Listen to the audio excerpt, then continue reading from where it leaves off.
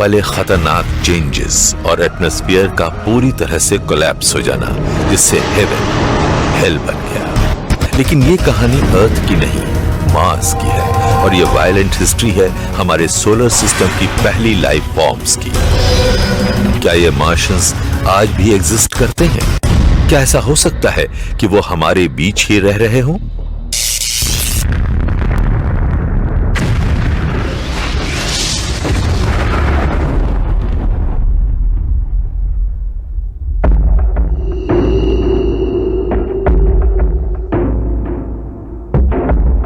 Scientists को लगता है कि शायद कभी मार्स पर लाइफ रही हो। आज हमें वहां जो बंजर इलाका दिखता है, शायद काफी पहले वहां ढेर से मार्शियंस रहते हो। अगर मुझे अपनी किसी वैल्यूएबल चीज पर बेट लगाना हो, अगर मुझे अपनी कार को लेकर ये शर्त लगानी हो कि कभी मार्स पर लाइफ थी या फिर लाइफ का कोई एविडेंस था, तो मैं शर्त लगा दूंगा। यूनिवर्स में लाइफ को क्रिएट करने वाली चीजें खूब बिखरी पड़ी है, और मार्स पर शायद ये चीजें एक जगह इकट्ठा हो सकती थी। अगर लाइफ के लिए जरूरी चीजों की बात की जाए तो ये होती है पानी, organic chemistry, stable surface, thick atmosphere. Well, Mars पर ये सब थे। लाइफ शुरू करने के लिए जो चीजें चाहिए, मार्स पर वो सब मौजूद हैं। मार्स पर लाइफ जरूर रही होगी, और हमने इसकी निशानियां ढूंढने के लिए वहां एक रोबोट आर्मी भेजी है। हमारे रोवर्स, लैंडर्स और सैटेलाइट्स को अभी तक वहां लाइफ नहीं मिली है, लेकिन वहां किसी एक्स्ट्राऑर्डिनरी चीज के एविडेंस जरूर मिले हैं। मार्स ऐसी बहुत सारी डेवास्टेटिंग इवेंट्स का विक्टिम रहा है जिन्होंने इस रेड प्लेनेट पर काफी असर डाला है। ये बात हमें सोचने पर मजबूर करती है कि वहां मार्शियंस की एक के बाद एक जनरेशन पैदा होती रही होंगी, और मार्स की वायलेंट हिस्ट्री के कारण खत्म भी हुई होंगी।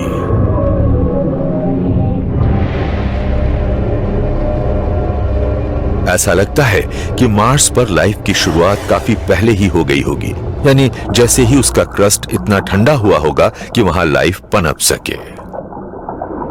इस शुरुआती लाइफ का सीक्रेट वो क्रूशियल इंग्रेडिएंट रहा होगा जो शुरुआती अर्थ पर भी मौजूद था। ड्राई और हार्श मार्स पर कभी ओशंस होते थे। लाइफ को शुरू होने के लिए चाहिए कार्बन, एनर्जी सोर्स, नाइट्रोजन जैसे न्यूट्रिएंट्स, लेकिन ये तो मार्स पर मौजूद रहे होंगे और ये अर्थ पर भी खूब मिलते हैं, लेकिन इसके लिए एसेंशियल रिक्वायरमेंट तो है लिक्विड वाटर। जरा सोचिए, 4.5 बिलियन ईयर्स पहले मार्स कैसा रहा होगा।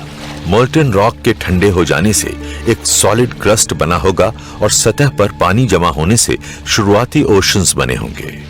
Rain clouds steaming volcanic landscape के ऊपर से गुजरते रहते होंगे, और पानी के शैलो पूल्स में मार्शियंस पैदा होने लगे होंगे।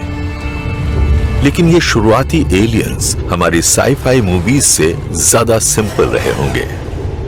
हम मार्स के सरफेस पर चलने वाले छोटे छोटे ग्रीन मैन या वुमेन की बात नहीं कर रहे हैं। हम बात कर रहे हैं उनसे भी छोटे, कहीं छोटे और सिंपल जीवों की, सिंगल सेल्ड लाइफ। वो जाने पहचाने से होंगे, वो अर्थ के बैक्टीरिया जैसे दिखते होंगे, छोटे, टाइनी, गोल और रॉड की शेप वाले। अगर बैक्टीरियल मार्शियन लाइफ की ये जनरेशन वाकई मौजूद थी, तो यह हमारे सोलर सिस्टम में पैदा होने वाली पहली लाइफ थी। यह अर्थ पर लाइफ के आने से बहुत पहले पैदा हो चुकी थी। मार्स के छोटे साइज की वजह से इसकी शुरुआत जल्दी हुई होगी।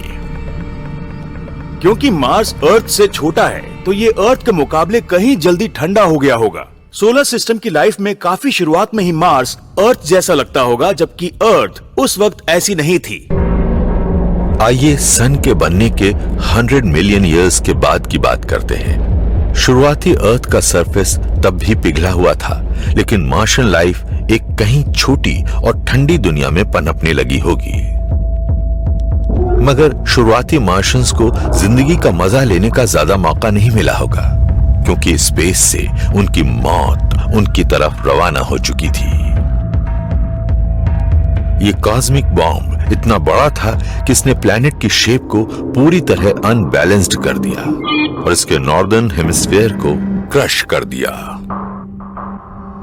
ज्यादातर प्लैनेट्स गोल होते हैं और आप इस बारे में ज्यादा सोचते नहीं हैं, लेकिन देखा गया है कि मार्स उतना गोल नहीं है जितना होना चाहिए। इसके सदर्न हेमिस्फीयर का एवरेज एलिवेशन नॉर्दर्न हेमिस्फीयर से ज्यादा है। इसका मतलब ये है कि अगर कोई नॉर्थ पोल से चलना शुरू करे और साउथ पोल तक पहुंचे तो वो पूरे वक्त चढ़ाई ही चढ़ता रहेगा।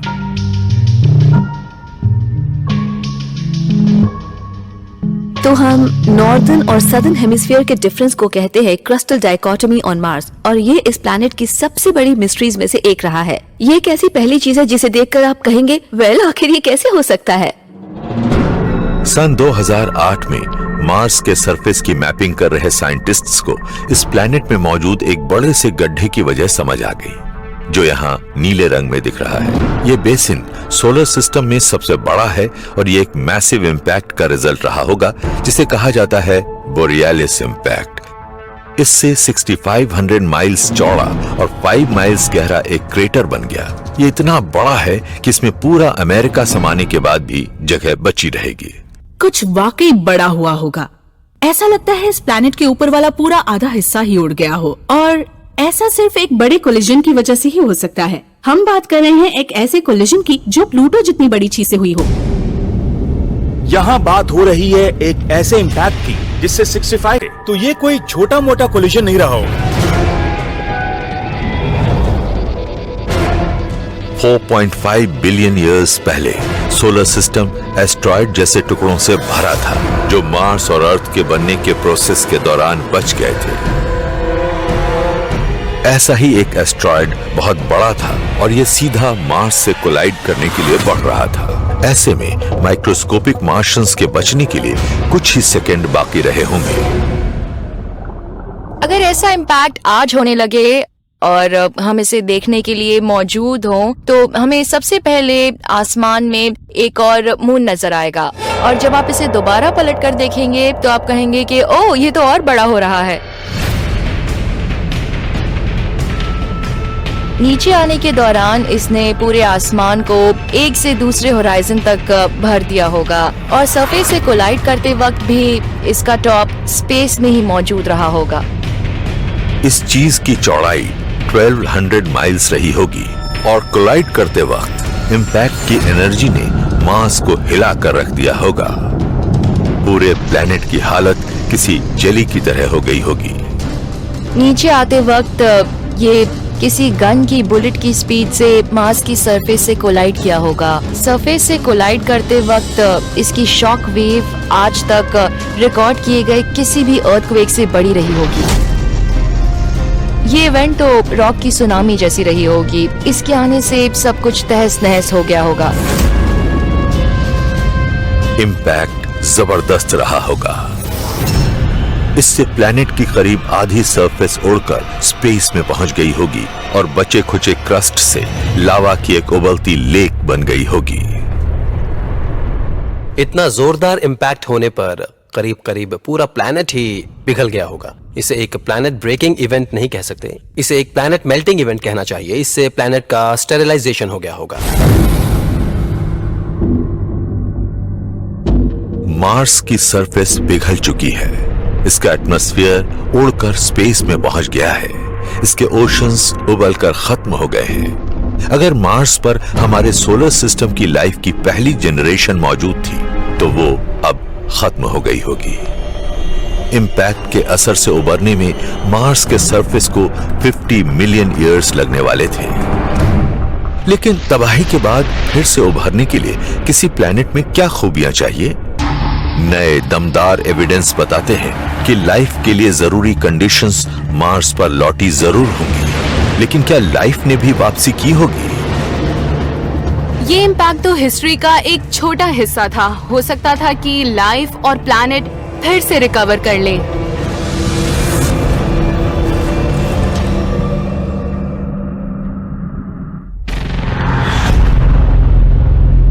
$4.5 बिलियन ईयर्स पहले प्लूटो के साइज का एक एस्ट्रॉयड इन्फेंट मार्स की सरफेस से टकराया।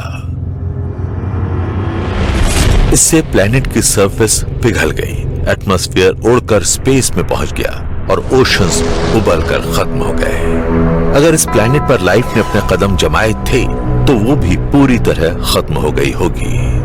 लेकिन कुछ साइंटिस्ट्स को लगता है कि ये एक्सटिंक्शन थोड़े टाइम का रहा होगा और शायद लाइफ ने यहाँ फिर से नई शुरुआत की होगी।